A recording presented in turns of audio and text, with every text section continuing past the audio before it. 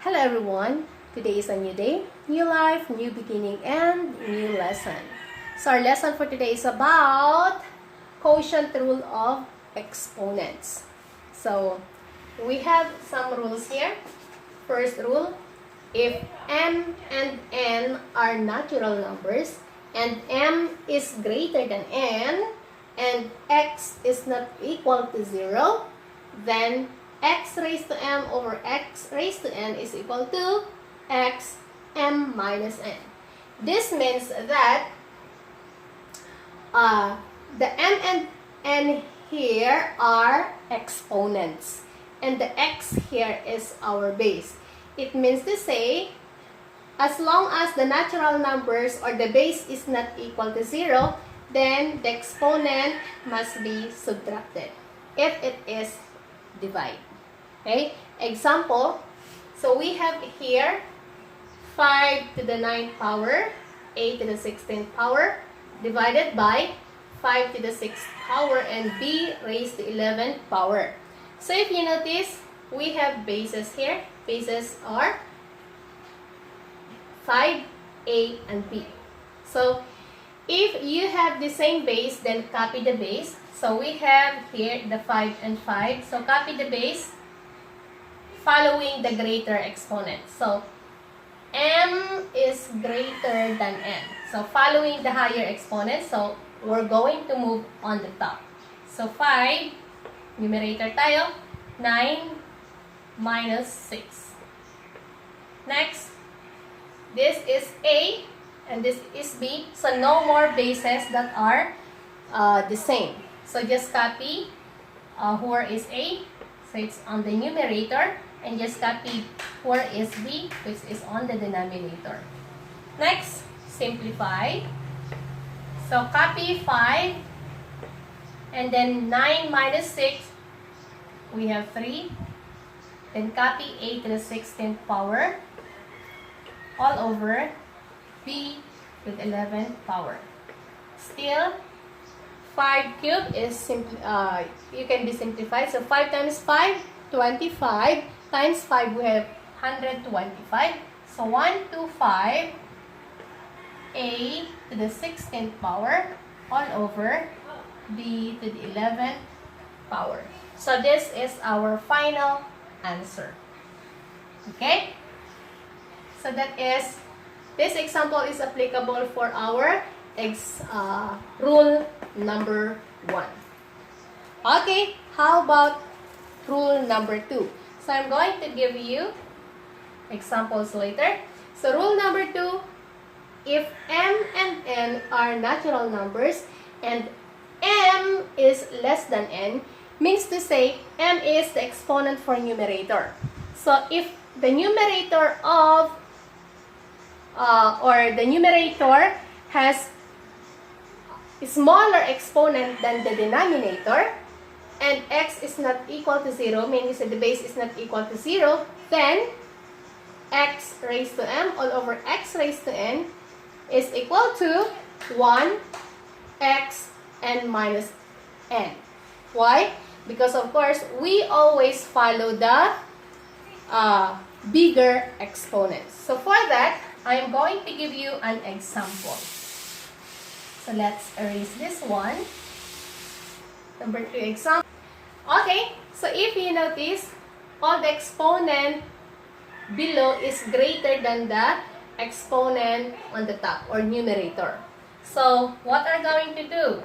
Of course, following this one, put 1 here and then subtract the exponent following the higher exponents. Okay, so copy the base 7, subtract the exponent. So 13 minus 10, copy b, greater value which is 10 minus 9, and then c8, subtract 6.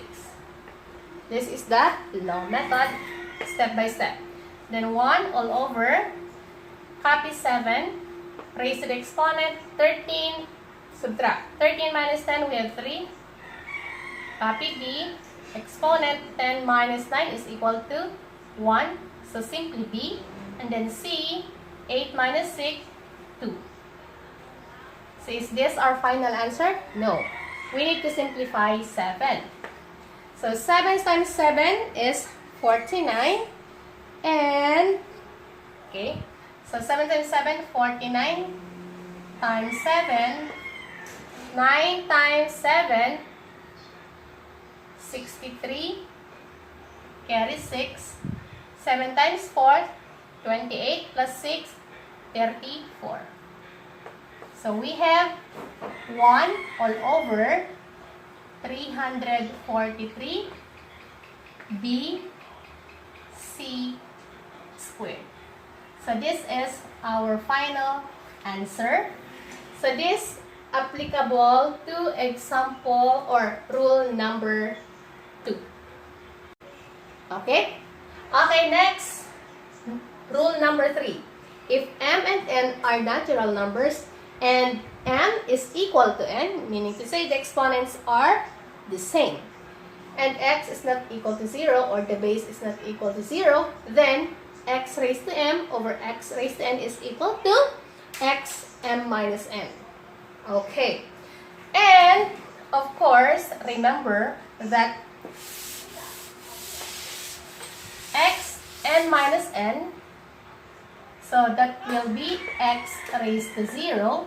And remember that x raised to 0 or anything or any number raised to 0, the answer is always 1. Okay? So I'll give you some example for that. So example number 3. For example number 3, we have negative 8,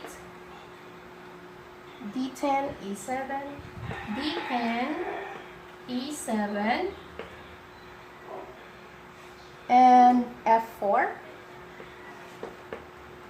all over 12 D10, D10, E7, F4. Okay, so let's see. We have here numbers, okay? Negative 8 and 12. So if you notice, 8 and 12 are both divisible by 4, okay? GCF. So we will start with the sign. Negative divided by positive is always negative. 8 and 12, we can cancel. So both are divisible by their GCF, which is 4. So 8 divided by 4, we have 2. 12 divided by 4, we have 3. Okay, next. They are the same. So 10 minus 10, 1. 7 minus 7, 10 minus 10, 0, I should say. 7 minus 7, 0. And 4 minus 4, 0. So b raised to 0 is 1. E raised to 0 is 1. F raised to 0 is 1. So all of these are 1, 1, and 1. Okay, so let's do the long method. So we have here 2. Then the denominator, which is 3. And then copy following the rules number 1, m. So 10 minus 10. E 7 minus 7. F 4 minus 4. Okay, simplify. We have negative 2, 3. So D 10 minus 10. So D raised to 0. E raised to 7 minus 7, 0. And F raised to 0. Next, anything that raised to 0 is equal to 1. So we have negative 2 third multiplied by D raised to 0 is 1. E raised to 0 is 1. And F raised to 0 is 1. Therefore, our final answer is equal to negative 2 third. So this is our final answer. Example number 3 applies rules number 3. Okay? Okay, so I'm going to give you more examples. So for example number 4, we have here 9 to the 5th power and g to the 20th power divided by 9 cubed g to the 21 power. So of course, we will follow the highest exponent. So 9 and 9. So copy 9 and then copy 5. So since the highest exponent is on the numerator, so we will go to the numerator 5 and then minus exponent 3. Next, in here, for our base g, the highest exponent is below. Therefore, we will go below the bar line or on the denominator. Then copy 21 minus 20. Again, as I always told you, follow where the highest exponent is. Then simplify. Copy the base 9. 5 minus 3 becomes 2. Next, g. Copy the base g. And then 21 minus 20 is equal to g. So, is this our final answer? No. Because 9 squared is still simplified. So, 9 times 9, 81 all over g. So, this is our final answer. Okay? Next, number 5. So, again, follow where the highest exponent is. For our base 4, the highest exponent is below the bar line. So, on the denominator, 4, 11 minus 7. And then our h, the exponent is above the bar line or on the numerator. So, we will write it on the numerator. So, 15 minus 1. That's it. Next, simplify. Copy h. Then 15 minus 1, we have 14. And for the denominator, copy 4. 11 minus 7, we have 4. Just copy, simplify. 8 is 14. 4 raised to 4, so 4 times 4. 16. 16 times 4, we have 64. 64 times 4, we have 16. Carry 1. 6 times 4, 24 plus 1, 25. So we have 2, 5, 6. So this is our final answer. Okay? Okay, next example, number 6. We have here, if you notice, 25 and 45 are both divisible by 5. So cancel. 25 divided by 5, we have 5. 45 divided by 5, we have 9. Okay, so we need to put bar line.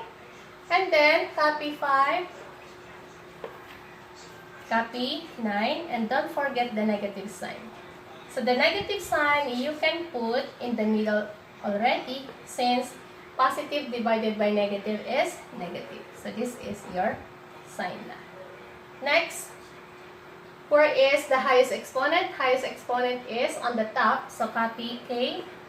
Then 10 minus 9 is, and then L, since L raised to 5 over L raised to 5, 5 minus 5 is 0, that is already 1. So cancel, no more L. Okay. Next, M cubed, M13. So the highest exponent is on the denominator or below. So copy M13 minus 3. So simplify. Negative 5 over 9. And then k. 10 minus 9 is 1. So simply k over the denominator. Copy the base m. 13 minus 3 is equal to 10. Therefore, the final answer is negative 5k all over 9m to the 10th power. Okay? Okay, so okay. Okay, so for our example number 7, we have here 8 to the 6th divided by 8 to the 3rd power. So we will do, since the highest exponent is on the numerator or on the top, so copy, then 6 minus 3. Therefore, we have 8. 6 minus 3, we have 3. 8 raised to the 3rd power, so we have 8 times 8, 64. 64 times 8, So we have 8 times 4, 32. Carry 3. 8 times 6, 48.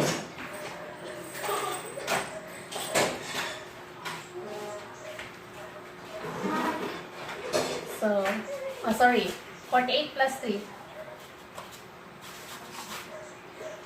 51. So we have 512. So our final answer is 512. Next, example number 8, we have 10 to the 9 over 10 over 13. So we will follow the highest exponent. So we have on that denominator. So 10, 13 minus 9. Then what happened to the numerator? Remember, that will be 1. Next, we have copy 1, 10 base, 13 minus 9, we have 4. So we have the final answer, simplify. 10 raised to the 4th power, 10 times 10, hundreds times 10,000 times 10, we have 4 zeros, 10,000. So just copy 1, we have 4 zeros. Hundreds, so 10, hundreds, thousands, and 10,000. So this is our final answer. Okay? Next, for example number 9, again, we have here, if you notice, we have negative sign. So in here, we just applied cancellation method. So we can use the zero power or cancellation method because remember, any number divided by itself is equal to 1. Okay? So negative 3 m cubed divided by m cubed, that is already 1. And divided by n is equal to 1. So 1 times 1 is 1. 1 times 1 is 1. So 1 divided by 1 is equal to 1. Therefore, our final answer is negative 1. Easy.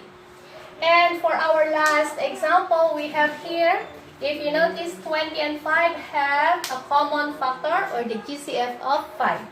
So cancel. 20 divided by 5, we have 4. 5 divided by 5 is equal to 1. And then, copy. So we have 4 over 1, or simply 4. Next, x to the 5th and x to the 4th. The highest exponent is on the numerator, so we will write on the numerator. Then 5 minus 4 is equal to 1, or simply x. Next, z. The exponent is higher on the denominator, so we will write on the denominator. Then 8 minus 5 is equal to 3. So that is the shortcut method. So this is our final answer. Okay guys, that's how we will do the quotient rule of exponents. We have 3. Okay, so just memorize and master the 3 rules of quotient rules. Okay, so that's all for today. I hope you learned from this video and I hope to see you again. Thank you for watching and goodbye. Keep safe. Dapat nga ta memory na